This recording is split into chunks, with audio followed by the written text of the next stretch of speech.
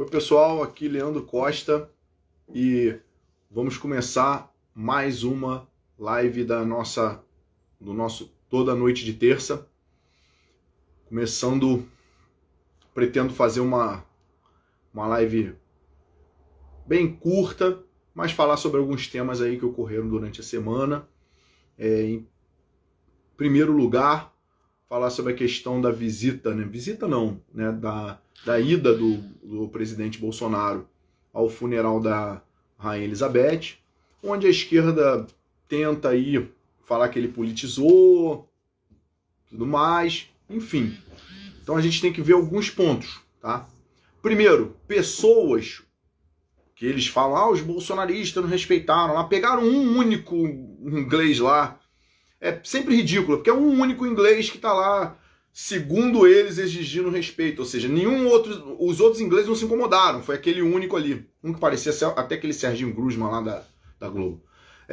Ou seja, alguém que tá ali sozinho, falando isoladamente, mas eles tentaram hipervalorizar, como se aquele indivíduo ali fosse todo o povo inglês falando em nome dele. Não foi eleito para nada, ele tá só ali na rua dando a opinião dele, ele era um único indivíduo. Então, sinceramente, é a opinião dele. A gente tem um monte de brasileiro que fala um monte de besteira, né? Então, sinceramente, ele não é chefe de Estado, ele não significa desculpa, ele não quer dizer nada, é a opinião dele, ele acha que é de respeito, problema dele. Agora, a gente tem que ver do outro lado.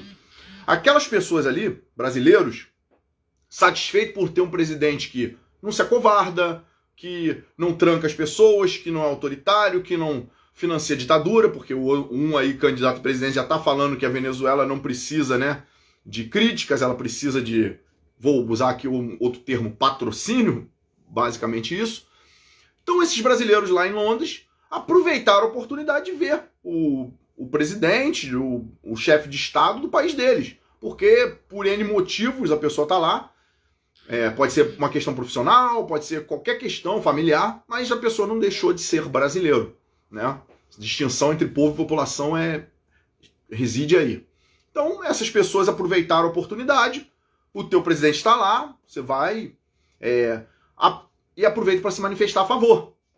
Nada de anormal, nada de absurdo, ninguém ali desrespeitou. E se a gente for falar em desrespeito à rainha da Inglaterra, né, tá aí rolando um vídeo aí de uma esquerdista que considera um presente a morte da rainha, né? Então, se a gente for falar em desrespeito, a gente pode trazer os comentários dos esquerdistas a respeito da falecida rainha.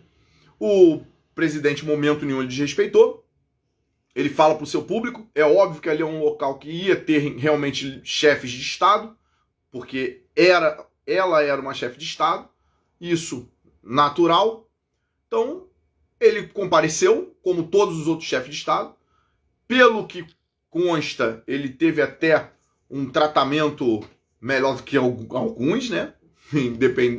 Alguns colocaram isso aí. Foi lá, prestou as suas homenagens. E, claro, aquelas pessoas que estavam lá na Inglaterra aproveitaram a oportunidade, que aí é independente do fato, para saudar aí o seu presidente, o seu chefe de Estado, que não importa, eu posso estar amanhã morando no Japão, eu continuo sendo brasileiro, então o meu país continua sendo Brasil. E as pessoas aproveitaram isso. Ponto. Até aí, tudo normal. Só que não tinham o que falar, eles tentaram colocar aí desrespeito, isso e aquilo, pegaram, como eu falei, um único inglês isoladamente, e ele deve valer por milhões, ele deve ser o primeiro-ministro lá, porque pegaram ele isoladamente e fizeram isso. Da mesma forma que chamaram ataque, questionar a imprensa, né? A BBC se sentiu atacada, né? Enfim, a mesma groselha que conta aqui, conta lá. Sinal que o sistema que a gente está lutando, ele é tão podre que ele é enraizado em vários países, mesmo porque BBC, CNN, o falido aqui no Brasil, mas ainda existente lá fora é o País, DW, essas porcarias, para não usar um termo pior aqui, todas elas são essencialmente internacionais. Então fica evidente que há o esquema internacional. Tanto que a gente vê influência, narrativas como isolamento, né? Outros termos, proibir determinadas tratamentos, né, autonomia do médico, vamos usar assim, proibir a autonomia de médico, querer incutir tratamentos, enfim. E o presidente, corajosamente, na ONU, fala de novo sobre a autonomia do médico, sobre ser contra a obrigatoriedade. Ele não é contra, se quiser, tá aí, mas ele é contra a obrigatoriedade da terapia gênica, coisas desse tipo. Então, ainda na ONU, faz um discurso corajoso, faz um discurso que é o esperado. E pro pessoal que fala, não, ele não ele agora tá com um discurso... Cara, é o mesmo discurso que o pessoal fazia quando o PT estava no poder. Não, agora ele é mais esquerda, só para se colocar como mais esquerda. Aí tem a galera que é mais conservadora e tal. Ele não faz, o cara chegou na ONU, foi o único que falou a favor de tratamento no início, né? Vamos dizer assim, e de terapia gênica não ser obrigatória. Então, não tem o que dizer, né? Essa é a realidade. Enquanto isso, os seus pares aqui estão falando em coisas que se limitam, né, a tentar censurar, não quer que use a imagem de 7 de setembro, não quer que use a imagem de Londres, não quer... Enfim, vamos tentar usar regras formais. Vamos entender, a esquerda está tão destruída moralmente, politicamente, que ela está usando o quê? As regras formais, até porque ela tem os tribunais na mão. Ela tem os tribunais porque durante todos esses anos, a grande maioria que está lá foi colocada por ela. Nos tribunais superiores, no STF, tem o peso da indicação. Então foi colocado por ela. E aí a esquerda, ela está cobrando preço. Ela está cobrando preço. Você está aí, de certa forma, porque eu fiz esse caminho, e é uma coisa, infelizmente, nojenta no Brasil. As pessoas não fazem porque acreditam, elas fazem para cobrar um preço. E, infelizmente, isso acontece. E aí, nesse caso, a esquerda está cobrando preço. E esses juízes, né, esses magistrados, não sei se estão pagando o preço ou se eu acredito que a maioria realmente acredite naquilo ali. Tanto que saiu agora uma nota, né, do Conselho Nacional do Ministério Público que praticamente falou, senhor promotor, ao ingressar no Ministério Público, o procurador, o promotor, para quem sabe a diferença, que quem não sabe eu vou chamar aqui de promotor. Ao ingressar no Ministério Público, você abriu mão da tua cidadania, tá? Não opina, não fale o que você acredita, porque você abriu mão da cidadania, o que é absurdo. Ele não pode confundir a atividade do Ministério Público, aquela que ele exerce como promotor, com atividade política partidária. E isso aí tem um monte. A gente consegue pegar um montão aí. Assim como o juiz. O juiz não pode julgar com viés político partidário. Mas daí ele ter as convicções dele, ele falar as convicções dele, querer castrar o promotor e o juiz como cidadãos. O que é absurdo. Né? E eu espero que alguma coisa aconteça para a gente mudar isso daí.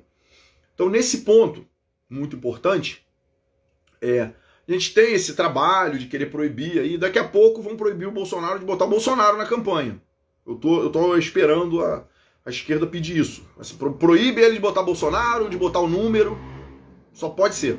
Porque, para ver o quanto eles estão perdidos, eles estão apelando para tudo. E aí a gente tem que trazer para alguns pontos, né? Que falar também de quem está disputando a presidência com ele.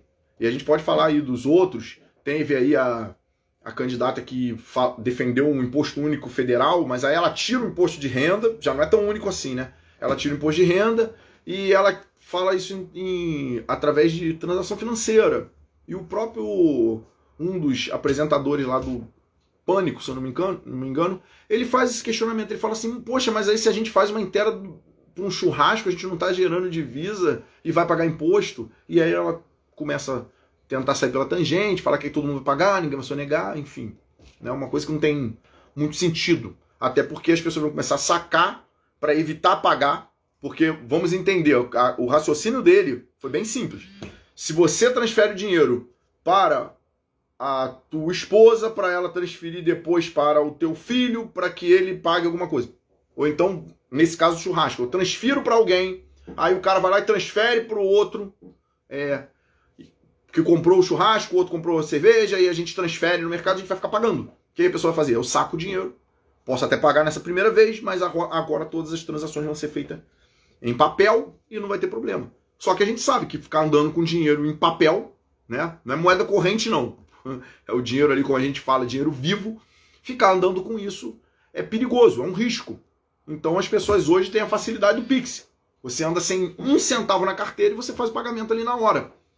E isso ajuda. Se você pegar o Pix e taxar, você vai ficar cobrando toda hora, inclusive dinheiro que você transfere para alguém e essa pessoa depois te devolve. Exemplo, ó, vou te transferir, você paga isso daí e depois você me devolve. Uma coisa até entre família, tá? Porque vai passar aí no sistema. Então já é um problema. Mas é ultrapassado isso, falar sobre o líder nas pesquisas, né? Que também teve um comentário muito engraçado, onde uma jornalista fala, não importa que ele em estudo, o que importa é que na pesquisa, né? Ela basicamente deixa entender isso. Porque nas pesquisas o outro lidera. Eu falei, pô, engraçado, né? O que importa é o que está no papel, não é o que está na vida real. Mas se bem que os tribunais têm julgado isso, né? Nós temos aí condenações por falar a verdade. Né? Chamar um fulano de ladrão, falar fulano de assassino, e o cara é condenado. Então, né? Falar a verdade. Se falar que homem é homem, mulher é mulher, agora virou crime, tem aí. Então, já que a gente tem condenações por falar a verdade, de fato, o que o judiciário entende é que o que está no papel vale mais do que está na vida real. É o direito positivado, não, até fala pior. O que é formal está superior ao material. Sinceramente, justiça sim, não precisamos. É caro, desnecessário, e não precisamos. Porque se você vai colocar o que alguém escreveu acima do que está ali, do que é fato, então, como eu falei, nós vamos viver num mundo de ficção, né? Torcer para essas pessoas não absorverem ficção como realidade. Senão vai pegar aqueles besterol, tipo aquele filme dos tubarões voadores, e vai achar que o tubarão tá voando mesmo, porque na ficção viu voar tubarão voando. Então, enfim, isso é bem complicado, bem complicado. E o líder das pesquisas, ele fala na questão da sua safadeza, fala em coisas, mas eu quero trazer um especial aqui para uma fala do candidato Ciro Gomes, porque essa fala é perigosa e ela é defendida por toda a esquerda. Claro, tem aquela esquerda que delira mesmo, fala em acabar com a polícia, deixar a própria comunidade se proteger, né? Seria institucionalizar a milícia, o tráfico, enfim, depois eles chamam a direita de miliciano.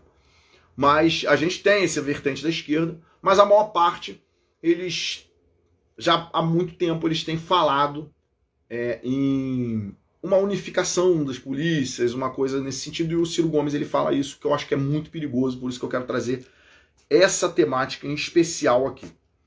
Porque ele argumenta que seria o combate ao crime organizado que eu estou falando aqui não é investigativo não, o combate ao crime organizado no sentido de combater essas organizações que ocupam território, né? Resumidamente, tráfico e milícia. E eu vou trazer aqui, vou internalizar para o Rio de Janeiro, mas isso vale para o Brasil inteiro. E aí ele diz o seguinte, que para fazer esse enfrentamento, ele faria com uma polícia federal, porque o policial do Estado, ele muitas vezes ganha pouco, ele acaba morando em uma área de risco e ele é obrigado a fazer uma política de boa vizinhança. Tá? Ele não está dizendo, não está falando em corrupção. O que ele está fazendo? Ele está querendo dizer, que eu também não vou ficar aqui, não, então ele está falando que todo policial é corrupto. Não, não é isso. Ele está dizendo que o policial, para evitar, né, a própria morte ou de seus parentes, ele acaba fazendo uma política de boa vizinhança. Eu não mexo com o criminoso mexe comigo. É mais ou menos isso. Tá? E o que de fato vai acontecer se o policial morar numa comunidade dominada por uma facção criminosa e ele não sair dali. Mas a questão não é essa. A questão é a seguinte. Então, a solução do Ciro Gomes não é melhorar a condição do policial para que ele saia daquela comunidade. Vamos entender, esse é o primeiro ponto. Então, para ele, o policial estadual que continue ganhando mal, que continue vivendo numa comunidade dominada pelo crime. Esse é o primeiro ponto. Segundo, ele também não vai enfrentar a ponto daquela comunidade não poder representar uma ameaça ao criminoso. Por quê? Porque se eu tenho um policial melhor remunerado e tal, ele não vai morar numa área de risco, em tese. Embora no Rio de Janeiro é difícil, porque mesmo você morando em alguns bairros, você sofre a influência aí dessas facções porque é muito próximo da área de risco. A gente aqui tem comunidades espalhadas pela cidade, pelas principais cidades por qualquer área. Então você pode estar num bairro, às vezes, nobre, e a área de risco vai estar ali do teu lado. Mas beleza, então o primeiro ponto seria, ele admite que o policial estadual aí, no caso, vou resumir, o PM e o policial civil, eles ganham mal, e por isso que ele mora na comunidade. E ele não pretende melhorar a condição desse cara. Ou seja, ele quer um agente de segurança que viva numa área de risco. Ele aceita isso com naturalidade. Ah, mas não dá para tirar todo mundo. Tudo bem. Então, no segundo ponto, eu também não vou enfrentar os bandidos para que essa área de risco fique tranquila. Ou seja, olha só, vou falar aqui como se fosse um recado. O policial mora aí sim, e você não vai fazer nada com ele, porque você vai se dar muito mal se fizer alguma coisa com ele. Então, ou seja, na verdade, com qualquer um. Porque você não manda aí. Ou seja, eu vou deixar que aquelas pessoas mandem ali. E vou chamar a Polícia Federal. E aí fica a pergunta. A Polícia Federal, que aí ele vai ter que fazer muito concurso, porque ela não tem esse efetivo. Pelo menos aqui no Rio de Janeiro seria impossível. Ela não tem esse efetivo. Ou ele vai criar uma Polícia Federal mais de policiamento ostensivo. Porque essa missão é outra. Né? A Polícia Rodoviária é ostensiva nas estradas. Mas ele vai criar uma... Para esse fim, ele vai expandir os quadros da Polícia Federal? A gente tem que fazer essa pergunta. Que aí esses vão ganhar bem e não vão morar em comunidade. Ou seja, a União tem dinheiro bastante para pagar no Brasil inteiro, para ter uma força policial que vai morar todo mundo bem e não vai correr o risco de estar numa comunidade dominada pelo crime. O policial militar e o civil que se dane, né? Literalmente. E também não vou ali forçar o criminoso a baixar a bola. E aí, já é esse o primeiro princípio. Mas o que eu costumo alertar é o seguinte, que a ideia de uma polícia única, ela está sempre no imaginário da esquerda. Por quê? Porque todo esquerdista, boa noite aí. Todo esquerdista, ele necessariamente está preocupado em controle. Eles colocaram um teste, que foi a questão do lockdown, através do medo, exercer o controle. Então, o esquerdista, para quê? Eu tenho um governo, né, um Estado poderoso, um Estado socialista, fascista, nazista, tanto faz. Eu não vou discutir isso por enquanto. Mas para que eu tenha esse poder todo, eu preciso ter controle sobre as pessoas. E aí, quando a gente faz esse controle, a gente precisa ter o quê? Uma força que esteja ali constantemente vigiando. Desarmo a população e coloco uma força para isso.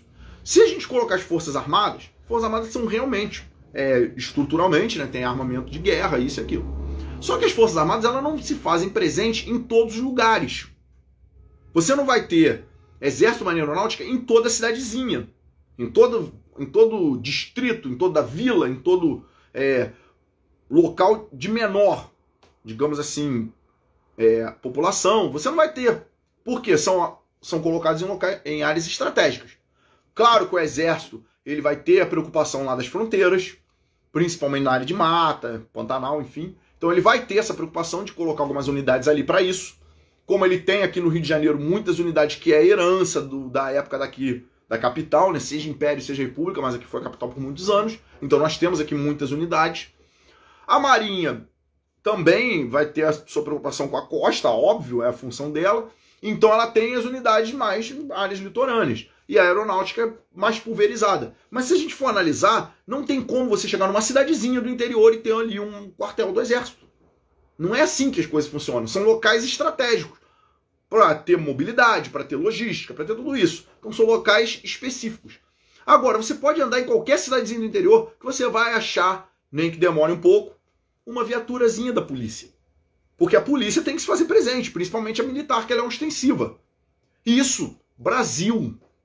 Você vai chegar numa cidadezinha no interior de qualquer estado, vai ter aquele posto de policiamento com uma viaturazinha. E quando você chega na cidade com maior população, você vai ter muitos policiais, unidades maiores, né, centrais e tudo, batalhões. Então, assim, a polícia militar, ela precisa, pela natureza dela, que é a manutenção da ordem, policiamento ostensivo, se fazer presente em praticamente todos os cantos. Não à toa, né, no hino da Polícia Militar, em cada canto do Estado, né, tem essa parte. No nosso caso aqui do Rio de Janeiro, isso está na canção do policial militar. Né? Eu falo hino porque a gente chama assim, mas é a canção do policial militar. E fala em cada canto do Estado. Ou seja, nós precisamos nos fazer presente. A polícia tem que estar presente. Então, para que ela seja um instrumento de controle, é muito fácil. E unificar ela é dar o poder a um indivíduo, que hoje a gente sabe que é um cara coerente. Estou falando do presidente da República. É um cara coerente, é um cara que não vai fazer esse tipo de coisa. Tanto que ele fez o quê? Eu não vou fazer as Forças Armadas se virarem contra o povo, durante lá o isolamento e tal. Ele não fez isso. Mas se a gente tivesse no poder um outro tipo de líder, que pudesse pegar, coincidentemente vermelha, a caneta e estado de sítio, estado de defesa e Forças Armadas na rua, junto com a PM, o isolamento seria muito mais radical. Agora, vejamos uma polícia única. Como isso seria um mal maior. Porque corromper essa instituição significa corromper uma instituição que está presente em qualquer cantinho do Brasil. E a gente pode pegar esses exemplos.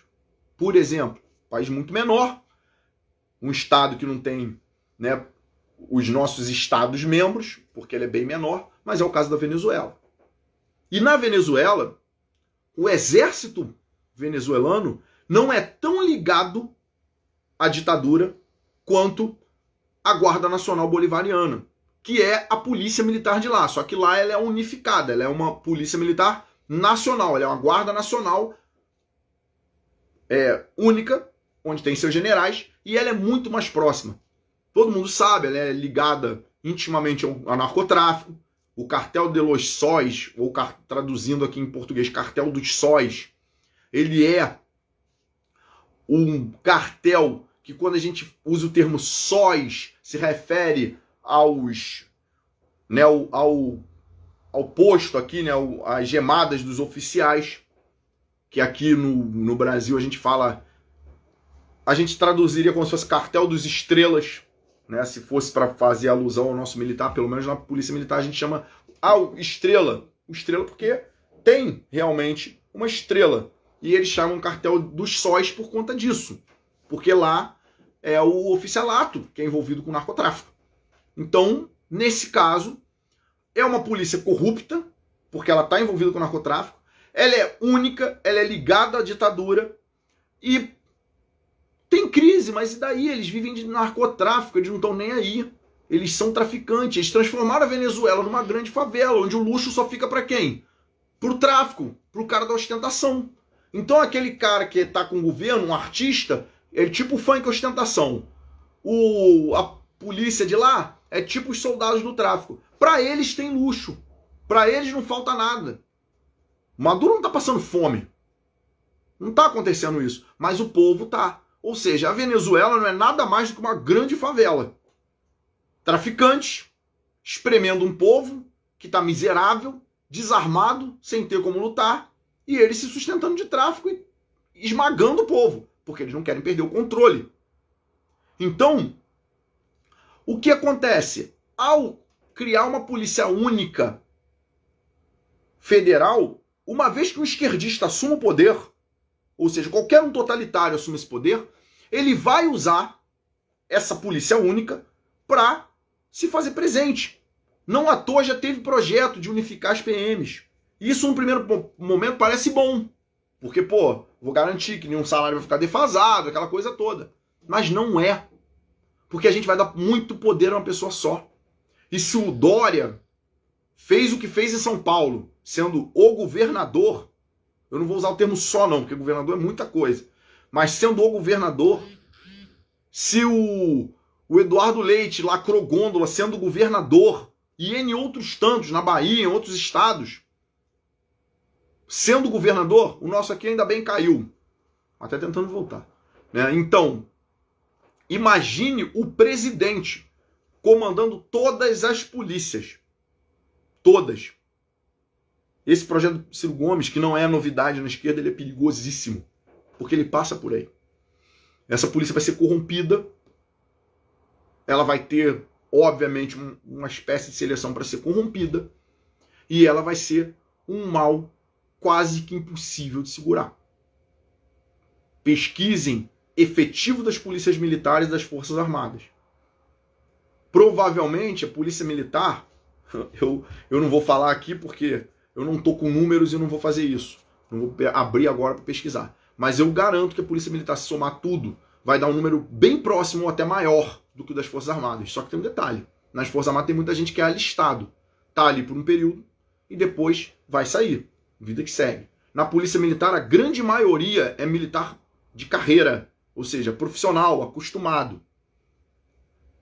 Ou seja, só para fazer um cálculo. Você acha que um garoto, 18 anos, você dá uma arma para ele, sem nenhuma experiência, ele vai enfrentar um policial civil ou militar com experiência de 10 anos, alguns 10 anos em unidades que são de confronto.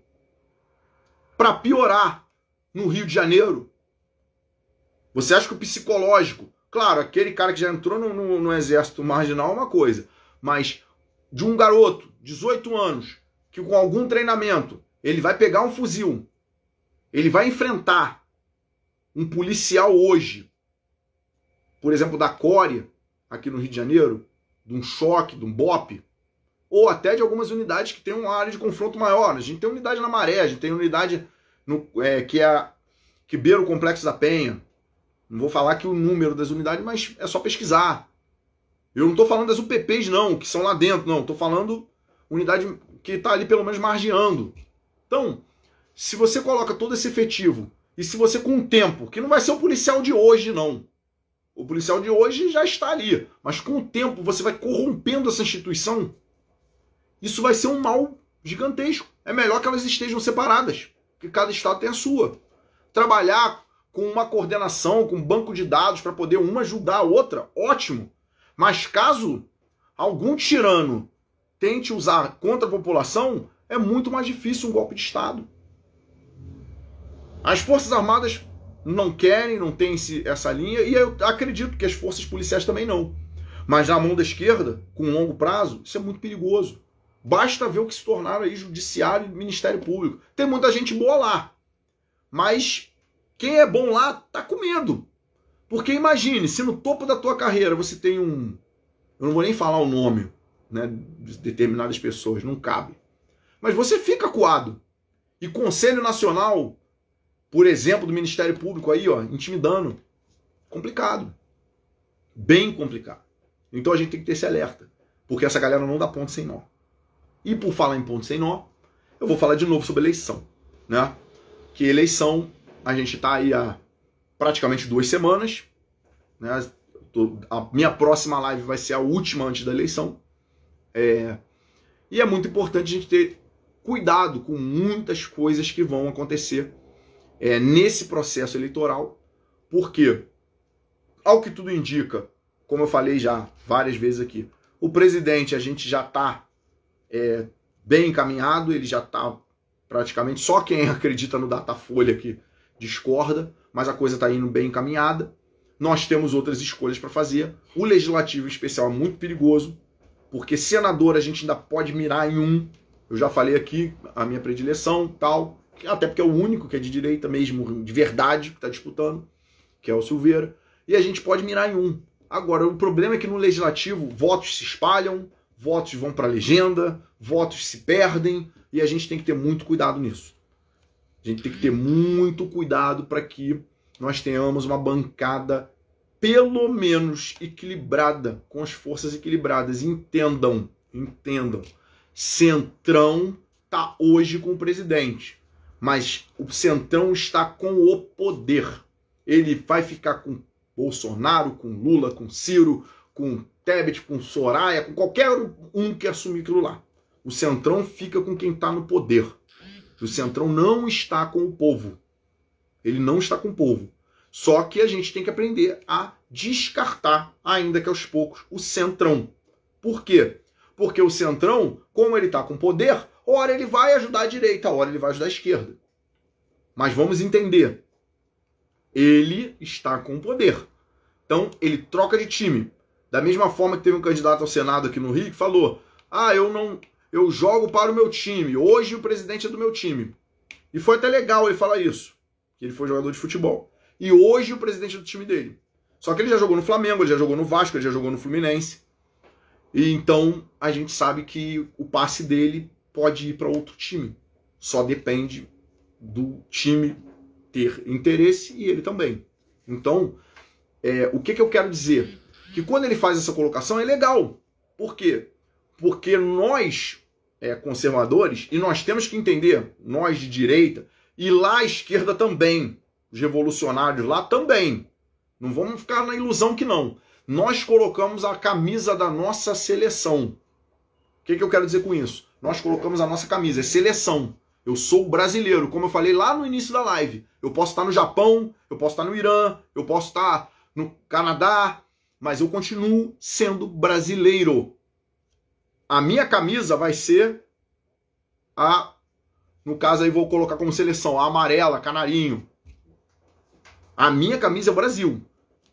Já o esquerdista, ele tá lá com aquela camisa dele vermelha, foice martelo, e é isso daí. Ele não troca de camisa. A camisa dele é vermelha com a foice martelo. A nossa é o nosso verde e amarelo. Não é independência ou morte, é a ordem e progresso. Mas a nossa camisa é da seleção brasileira e a deles, comunista. Nós cantamos o hino do Brasil, eles cantam a intentona comunista. Agora, o Centrão, ele é igual ao clube de futebol mesmo. Ele ora tá com a do Vasco, depois troca para a do Flamengo, depois troca para a do Fluminense. E se precisar, coloca qualquer uma. Então, pode colocar, mas é camisa de time. E foi interessante isso, camisa de time. Vamos entender que algumas pessoas estão colocando a camisa da pátria. Seja a pátria Brasil, seja a pátria comunista que eles querem criar. Então, se você está de verde e amarelo, entenda que o outro lado está de vermelho mesmo. Só que o outro lado, desculpa, gente, eles têm inteligência, por mais bizarro que pareça a esquerda, eles têm inteligência para só votar em quem está com a camisa da seleção vermelha. Eles não votam em time, eles votam na seleção. E nós temos que aprender a votar na camisa da seleção brasileira, como eles votam na seleção comunista. E esquece esse negócio de time. Porque quem troca a camisa de time toda hora, não adianta. Porque hoje tá com a camisa aqui que parece verde e amarelo. Mas é time. E amanhã, se for interessante, o contrato vai para outro lugar. Ou até rescinde, paga a multa, mas vai. Nós vimos isso daí. Nós vimos isso com Frotas, com Joyce. Trocam de camisa. Tranquilamente. Então, isso é muito importante. Entender que essa galera troca de camisa com a maior tranquilidade do mundo. Porque para eles é time. O cara joga no... É comum, o cara joga, como eu falei, joga no Flamengo, joga no Vasco, joga no Corinthians, joga no Palmeiras. Rival. E ele ainda faz assim, ó. Ele beija o escudo. Ele chega lá e beija o escudo do Real Madrid. Não é nem espanhol. Aí depois ele beija o escudo do Barcelona. Aí ele beija o escudo da Inter, ele beija o escudo do Milan, ele beija o escudo do Liverpool, depois o do Chelsea. Para ele não faz diferença. É time. É um contrato natural ali de trabalho. É a mesma coisa, essa relação. Beija o escudo do Flamengo e do Vasco. Isso não faz o menor sentido. Mas ele tô trabalhando para quem? Flamengo? Tô trabalhando pro Vasco. É assim. Agora, se você tá colocando a camisa da seleção do teu país, eu não vou pegar a camisa de um outro país e, meu país, não. Eu sou brasileiro. E entendam que a esquerda faz isso.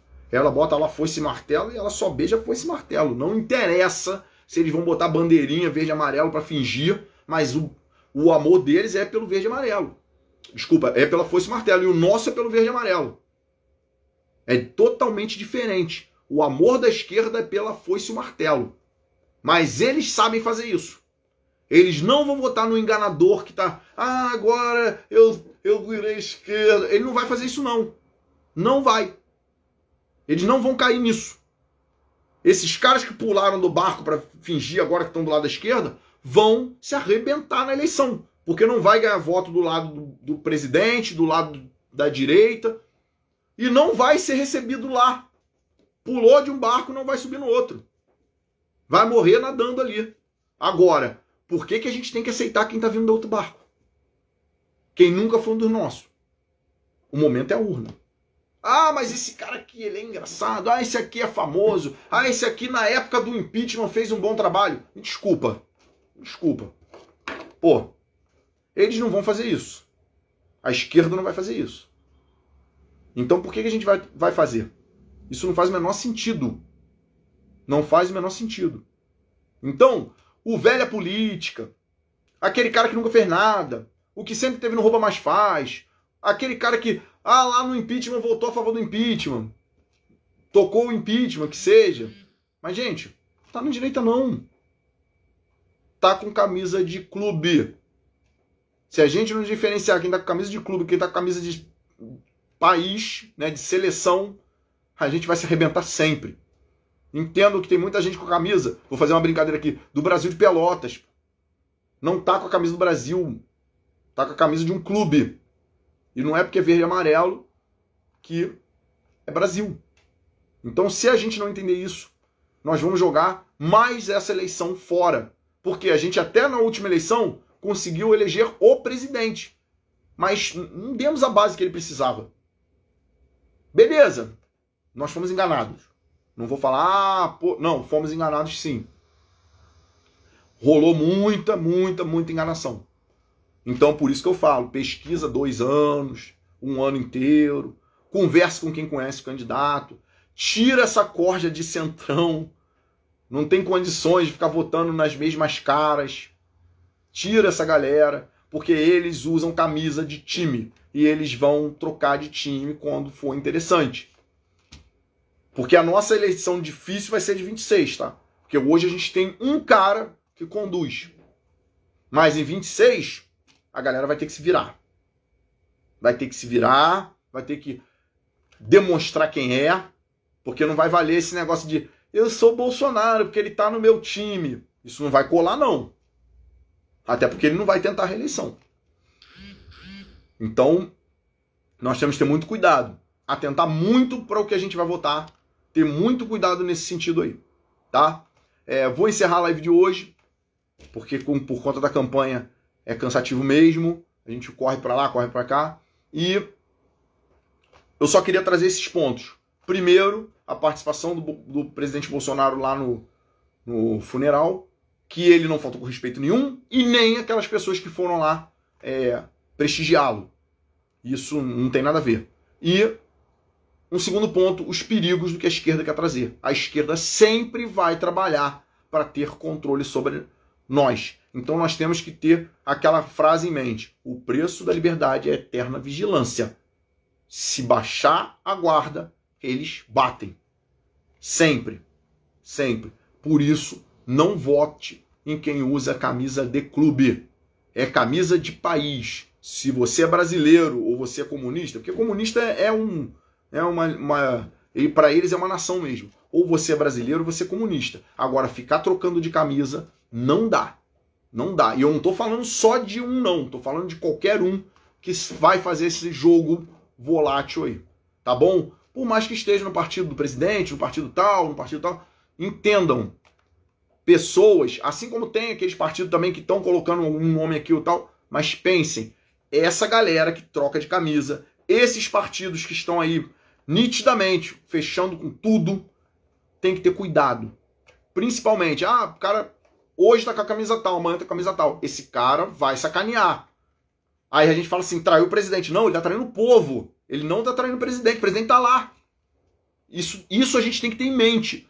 O cara que traiu o presidente, que a gente fala assim, o cara traiu o presidente. O Moro traiu o presidente. O Frota traiu o presidente. A Joyce traiu o presidente. Não, eles não traíram o presidente, traíram o povo. O povo elegeu eles. o presidente continua lá presidente. Eles traíram foi o povo que votou neles, que eles enganaram. Então, não vamos entrar nessa.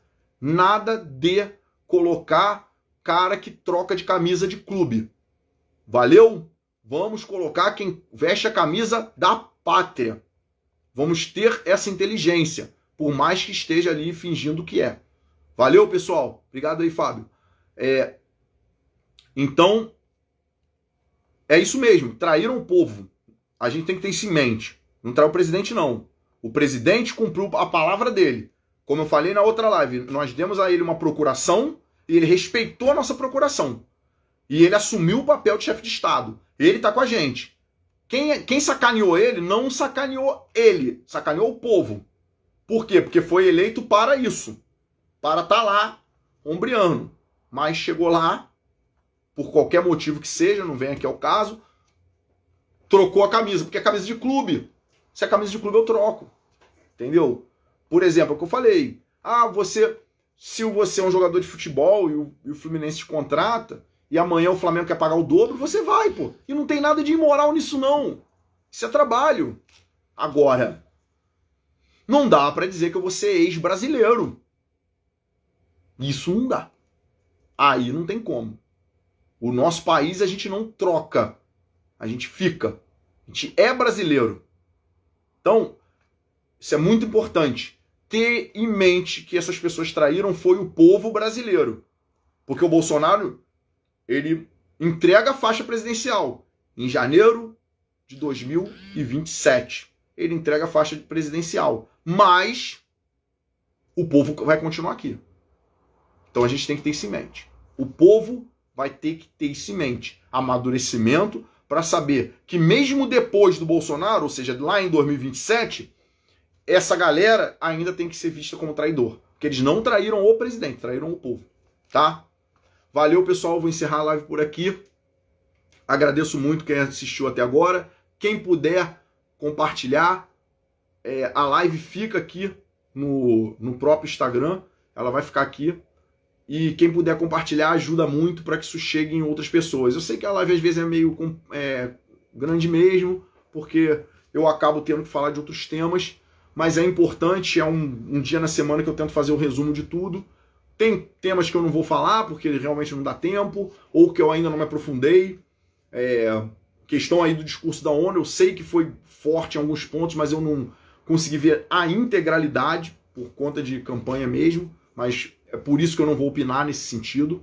Mas eu tenho certeza que foi tão bem que eles estão desesperados, estão querendo proibir agora o presidente usar o discurso da ONU também, né? Enfim, é como eu falei, vai restar para a esquerda pedir para o Bolsonaro não botar o Bolsonaro na campanha do Bolsonaro.